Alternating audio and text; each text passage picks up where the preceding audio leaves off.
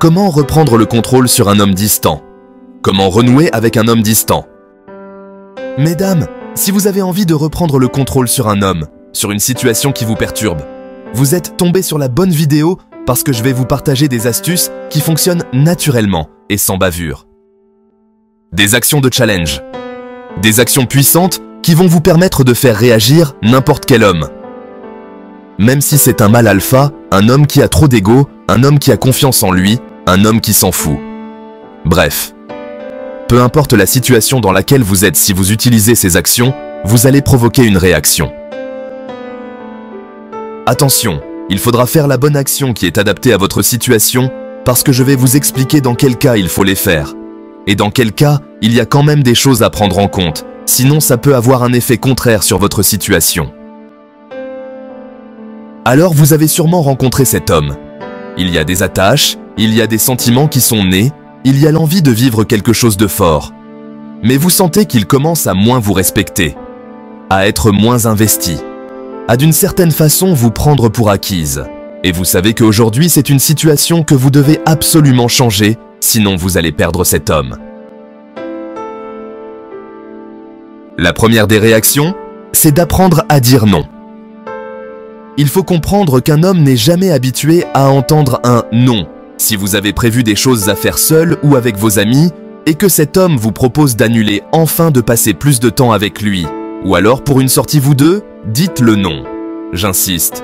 Mesdames, le problème est que quand vous êtes dans une relation, vous oubliez qu'avant ça, vous aviez une vie et que c'est ce mode de vie, vos activités seules qui ont poussé cet homme à s'intéresser à vous.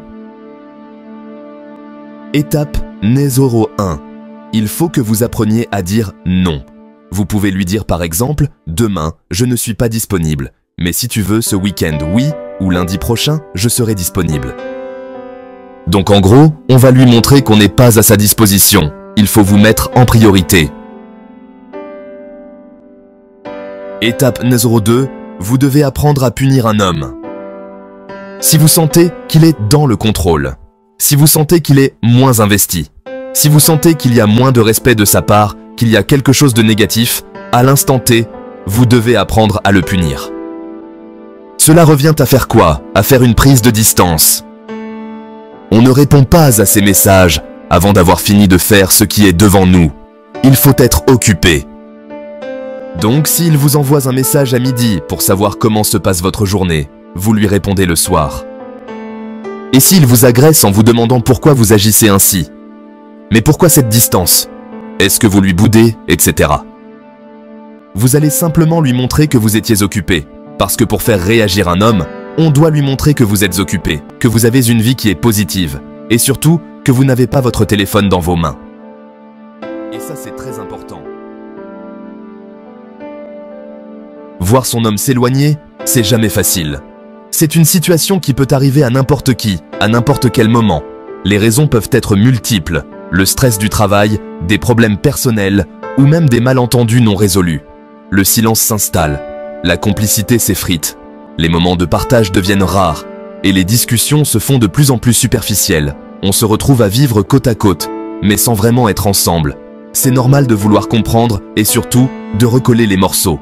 Prendre l'initiative de parler, de chercher des solutions, c'est déjà un grand pas. Parfois, les gestes naturels ne mènent à aucune solution. Mais grâce aux outils basés sur l'étude de neurosciences, nous pouvons changer les choses naturellement.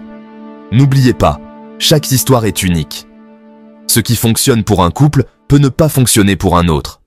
L'important est de rester ouvert, d'essayer différentes approches et de voir ce qui marche le mieux pour vous. Ces conseils, c'est comme une boussole. Adaptez-les à votre situation. Prenez ce qui résonne avec vous et laissez de côté ce qui ne vous parle pas. L'essentiel est de trouver votre propre chemin vers la réconciliation. L'important, c'est d'avancer avec empathie et respect l'un pour l'autre. La compréhension mutuelle et le respect des sentiments de chacun sont les clés pour surmonter cette période difficile. Ensemble, vous pouvez retrouver cette harmonie et cette complicité qui font la force de votre couple.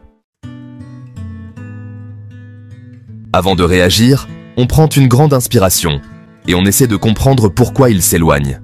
Est-ce que c'est le stress au travail? Une période difficile? A-t-il juste besoin de se retrouver un peu? Parfois, l'éloignement n'a rien à voir avec vous. Ne prenez pas son silence pour un rejet personnel. Notre premier réflexe quand il s'éloigne, c'est souvent de se rapprocher. Pourtant, c'est essentiel de lui laisser de l'air. Insister pour parler quand il n'est pas prêt, ça ne va rien arranger. Respectez son besoin de solitude. Et vous, profitez-en pour vous recentrer sur vous-même, sur vos envies. Quand vous sentez qu'il est plus disponible, c'est le moment de discuter. Choisissez un moment calme, propice à l'échange. Exprimez vos sentiments calmement, sincèrement, sans l'accuser. Posez des questions ouvertes pour l'encourager à se confier. J'ai remarqué que tu étais distant ces derniers temps. Tu as envie d'en parler? Au-delà des mots, les actes sont importants. Proposez des activités que vous aimiez faire ensemble. Un resto en amoureux, une balade en forêt, un week-end en amoureux. Ces moments privilégiés vous permettront de vous retrouver et de raviver la flamme. N'oubliez pas les petits gestes du quotidien. Un mot doux, un massage, un simple « je t'aime ». Ce qu'il faut absolument éviter, les reproches et les critiques à répétition. Le bombarder de messages ou l'espionner ne fera qu'envenimer les choses. Ne le forcez pas à parler s'il n'est pas prêt. Gardez en tête que chacun a son propre rythme. Lui mettre la pression ne le fera que se renfermer davantage. Acceptez que le changement prend du temps. Ne vous attendez pas à un miracle du jour au lendemain. Soyez patiente et compréhensive.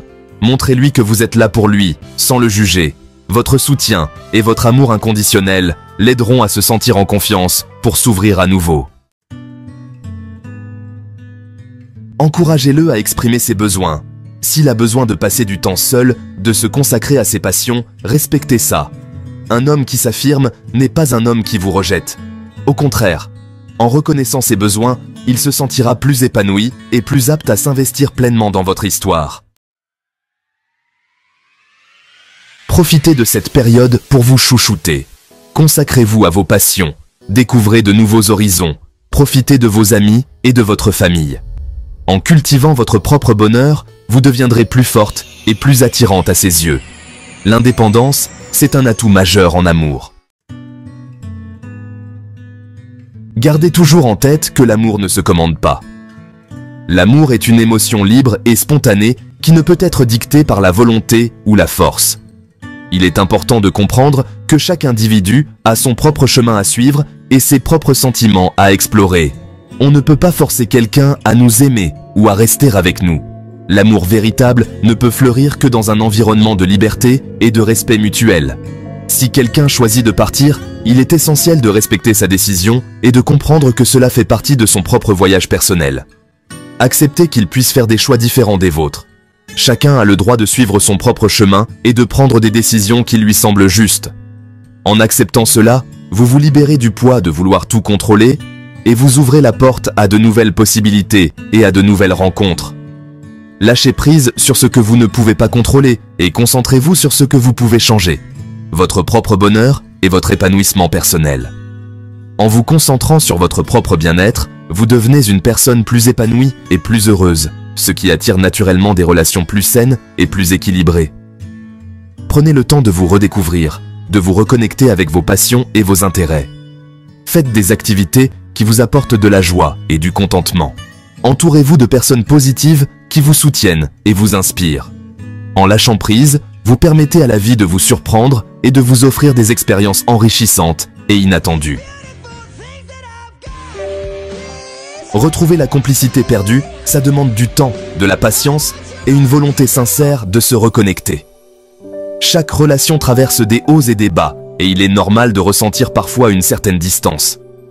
Mais ne vous inquiétez pas, car avec de la détermination et des efforts, il est tout à fait possible de raviver cette flamme qui vous a unis au début. Et des efforts des deux côtés.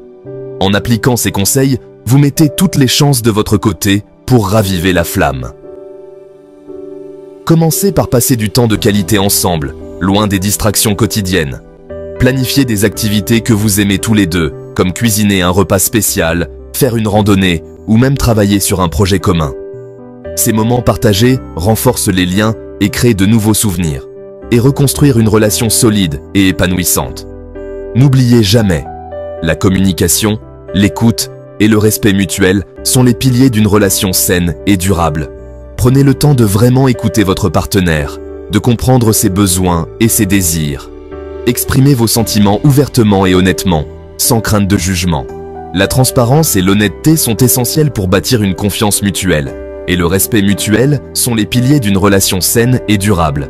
N'oubliez pas de montrer de l'appréciation et de la gratitude pour les petites choses que votre partenaire fait.